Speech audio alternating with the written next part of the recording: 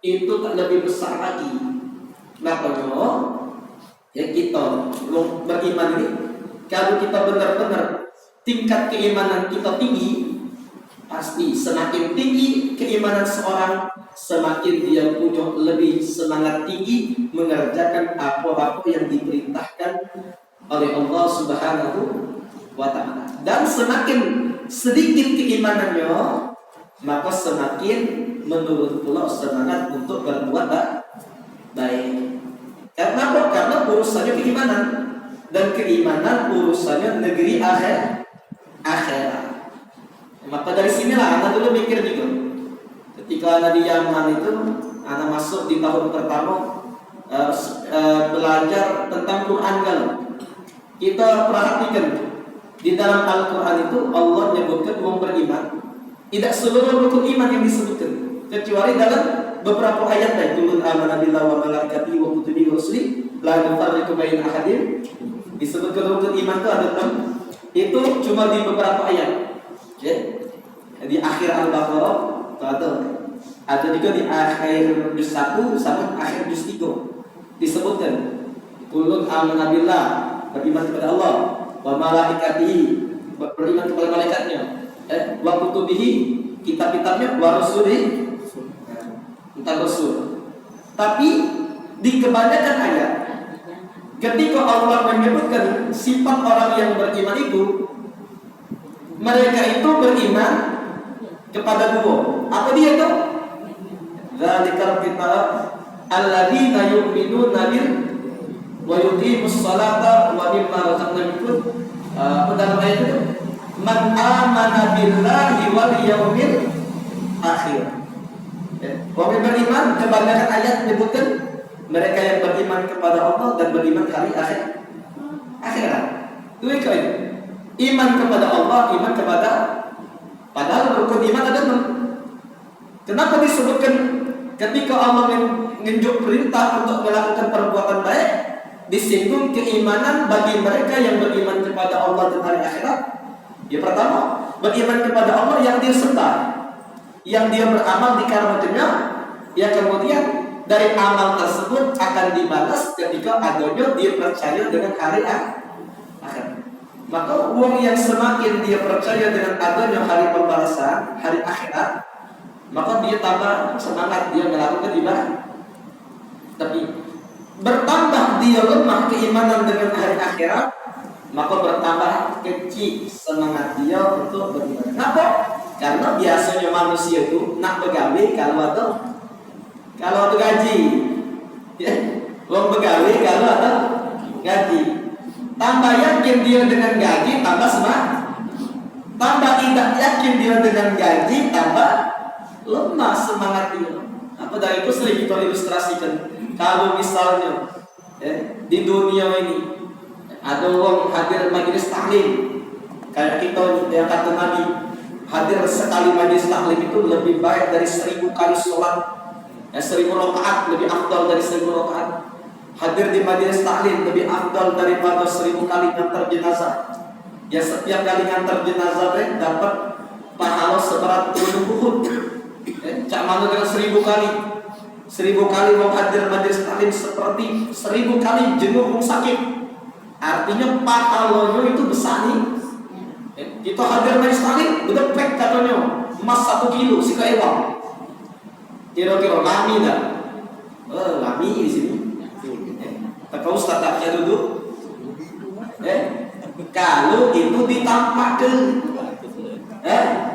jangan kan benar-benar sekilo itu, 100 kilo sih kau. Kata mama-mamanya daripada aku narik beca, aku duduk di majelis, kamu lebih besar, lebih santai, macam berkipas, kadang-kadang bagasi. Manjur kata kita di masjid taklim, ya uang mencari balik 100.000. Tapi tak kati di sini.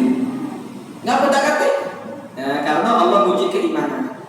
Tidak langsung berdepek tadi emas kilo itu, emas kecil gitu. Tidak langsung berdepek karena Allah nak uji keimanan. Yang hadir cuma orang-orang yang beriman baik. Yang hadir cuma orang-orang yang dipilih oleh Allah. Walaupun misal waktu luang rumah dekat musola, dekat majelis taklim, tak kata kesibukan, bisa dengar, bisa duduk sebenarnya, bahkan terkadang lebih afdal daripada kita penghasilan ataupun fasilitas duniawi. Tapi kalau Allah tidak izinkan, tak baca, walaupun selangkah itu, selangkah, selangkah, baca hadir. Kalau Allah tidak pengen. Tapi kalau ada orang dari jauh, tahan bermotor, tahan jalan kaki, terbesak-besak betisnya, balik dari sini minta urut dia dengan bininya. Ngapa? Capek kan, jalan jauh kan tadi. Dari ujung kulon sana, ngantor ke sini. Ngapa? Nak dengar carisan tadi, nak dapat pahala tadi, tak hati halaman. Kalau Allah Subhanahu Wa Taala sudah kepengen. Jadi sering kita disebutkan oleh para ulama-ulama kita. Jadi duduknya kita di majelis taklim atau kita mengamalkan apa yang diperintahkan oleh Allah, kita baca Al-Quran, kita melakukan amal-amal baik, itu itu murni daripada apa yang Allah kehendaki pada diri kita. Allah nak memuliakan kita, Allah mudahkan untuk kita mengerjakan apa yang dipengenkan oleh Allah untuk memuliakan kita dengan. Sesungguhnya di dalam hadis disebutkan kan, Allah Subhanahu Wa Taala menciptakan seorang untuk apa yang dipermudahkan bagi dia. Ketika Allah memberikan taufik untuk dia melakukan ibadah, berarti Allah ciptakan dia untuk melakukan itu, untuk memuliakannya, untuk memasukkan dia ke dalam surga. Tapi sebaliknya, siapa yang terkadang hadir majelis taklim tak galak, malahan dicuruti, aku dia gawe bukis habis duit musola buat majelis taklim, arti tidak juga ngomong-ngomong ngoceh-ngoceh. Atau kadang-kadang ada orang nak baca Quran, baca Quran baru 2 menit ngantuk. Mau kata itu, ini orang baca status WhatsApp itu 1 jam tidak kelar-kelar. Kurang-kurang dia tengok TikTok itu joget-joget tidak tergantung sampai jam 2 sampai jam 3 awet katanya. Ada katanya tak baca itu aku sudah aku tak baca Quran itu langsung. Itu sebenarnya bukan dia yang tak galak baca, dia tak galak baca Quran bukan, tapi Al-Quran yang tak galak dibaca oleh dia. Tak sudi katanya, aku dipandang oleh mata yang kotor itu. Aku tak sudi dibaca oleh orang yang biasa lisannya berkata-kata yang kotor. Jadi bukan kita yang tak galak, Al-Quran yang tak galak dibaca oleh kita. Itu juga majelis taklim, bukan orang yang tak galak duduk di majelis taklim, tapi majelis taklim yang tidak sudi untuk dihadiri oleh orang kotor. Walaupun terkadang ada orang yang kotor ketika masuk di majelis taklim ya seperti dia mandi, berenang, dibersihkan oleh majelis taklim.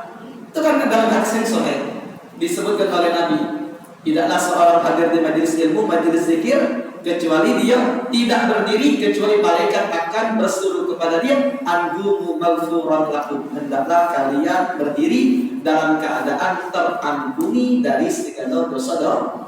Nah, kita yang banyak dosa ya, duduk majelis taklim ini. Jadi kalau isya ini tidak keluar, kita yang dari musola sebelah ataupun kita yang sudah sholat isya dari sini tidak keluar kecuali dosa kita diampuni oleh Allah Subhanahu. Sudah janji dari Nabi Muhammad SAW. Berarti ketika kita sudah duduk, Allah yang ingin, Allah ingin ngampuni kita, maka Allah inginkan diri kita duduk di majelis taklim. Gitu. Ya. Jadi di dunia ini bukan balasan yang sejati. Walaupun misal kita dapatkan ada balasan-balasan yang saat kita di dunia sudah kita laksanakan.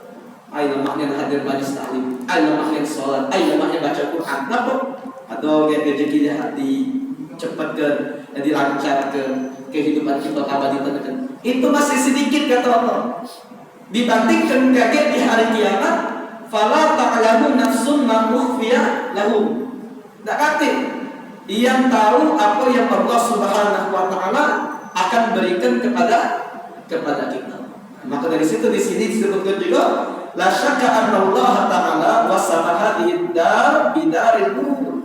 Makanya oleh karena dunia ini tidak layak untuk jadi balasan untuk kita yang berbuat baik, karena dunia ini dinamakan disifati oleh Allah dengan tempat yang menipu. Seluruhnya fata morgana ya. Fata morgana ya. Jimaan dari jauh kayak apa? Kayak ada banyu di dalam Al-Quran kan diilustrasikan gitu. Ketika kita ingat nazar, tahu ya apa? Jadi itulah cara kita luar biasa, banyak harta, banyak ini, banyak itu. Ternyata ketika kita tahu hakikat dunia, dekat di apapun. Tidak lebih dari apa yang sudah disifatkan oleh Nabi, tidak lebih dunia dari satu kepaknya. Tidak lebih dari harganya satu kepaknya. Yang kenapa? Karena darul ghurur, memang tempat menipu. Arti menipu apa? Tidak secara realita, bukan real. Bukan real kan dari nipu. Misal kita mesen barang di Shopee, cayonya kan misalnya di gambarnya, ternyata zong. Katanya itu apa namanya? Misal kamera harganya 50.000, ternyata kameranya rusak, kameranya tidak berfungsi, ternyata tidak sesuai dengan apa yang diiklankan. Itu namanya zong. Naca itu juga dengan kehidupan dunia. Oleh karena itulah dunia yang namanya darul ghurur Allah katakan dalam Al-Quran, sambungan dari ayat surat Al-Imran tadi, kullu nafsin dha'iqatul maut wa innama tuwaffawna ujurakum yawmal qiyamah faman zuhziha 'anil nari wa udkhilal jannata faqad faz wa mal hayatud dunya illa mata'ul. Harus kita yakini, mau yang beriman harus yakin. Dunia ini tidak kati apa-apa kecuali tempat yang menipu.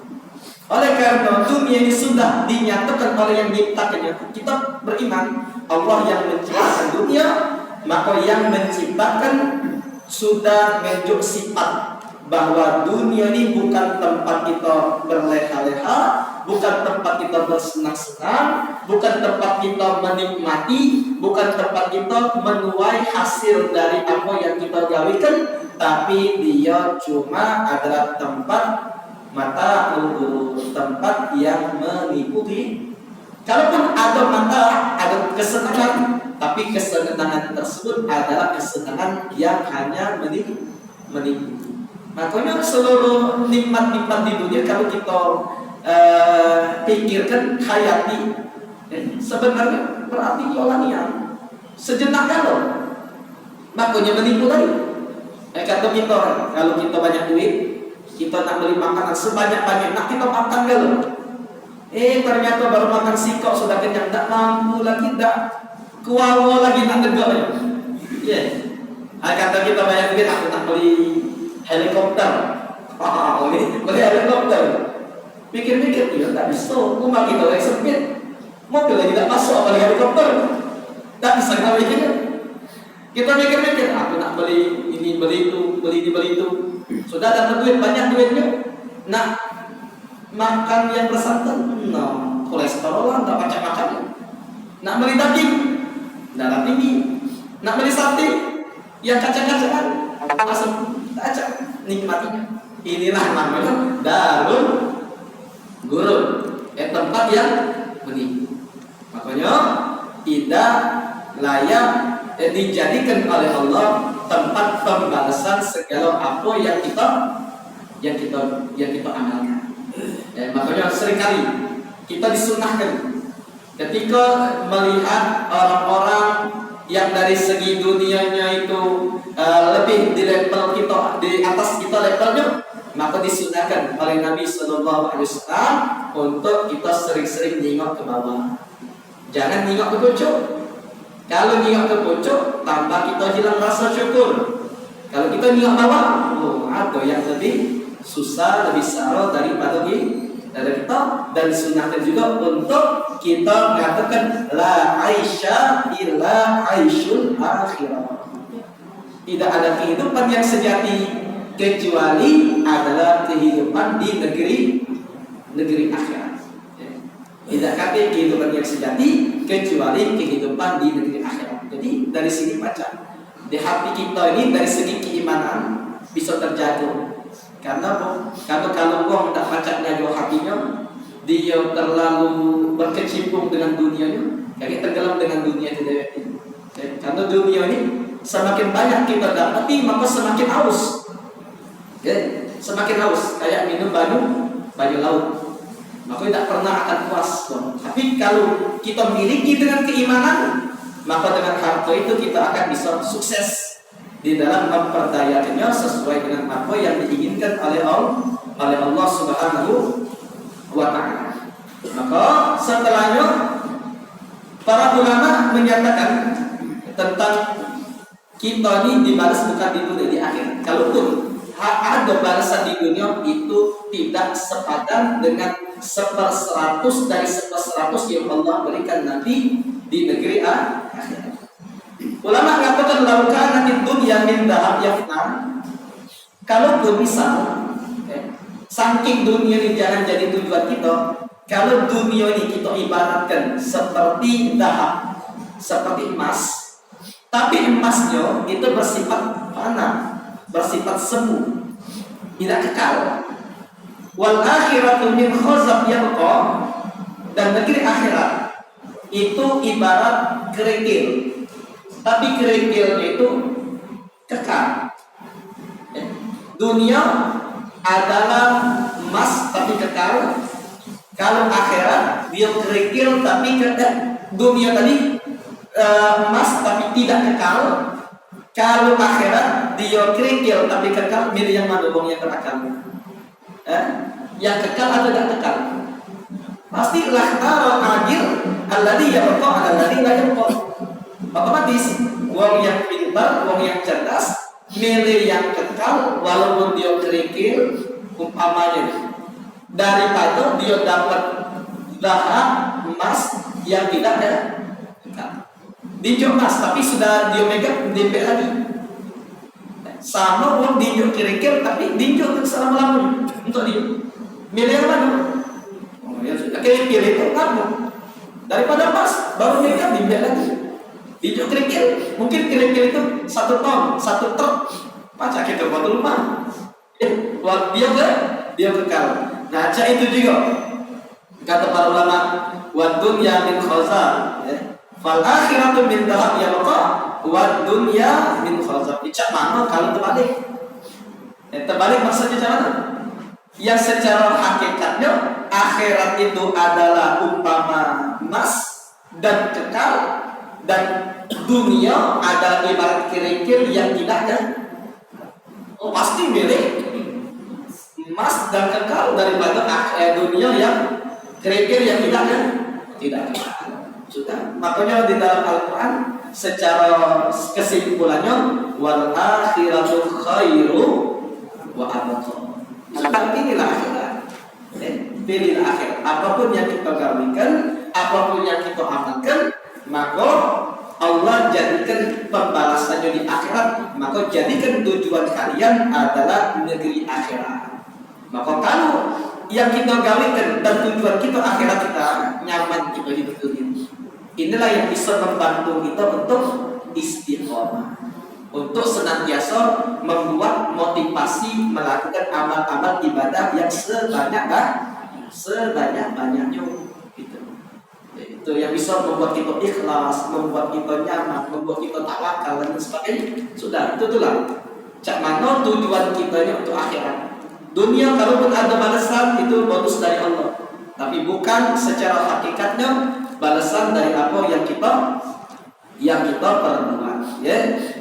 Jadi subhanallah apa yang disampaikan oleh pengarang di sini, wa li annahu ajala aqdaru. Karena kalau kita nak jadikan dunia ini tempat pembalasan kita, ini tidak sepatutnya, tidak selayaknya, tidak sepadan, tidak pantas untuk ngomong yang mulia.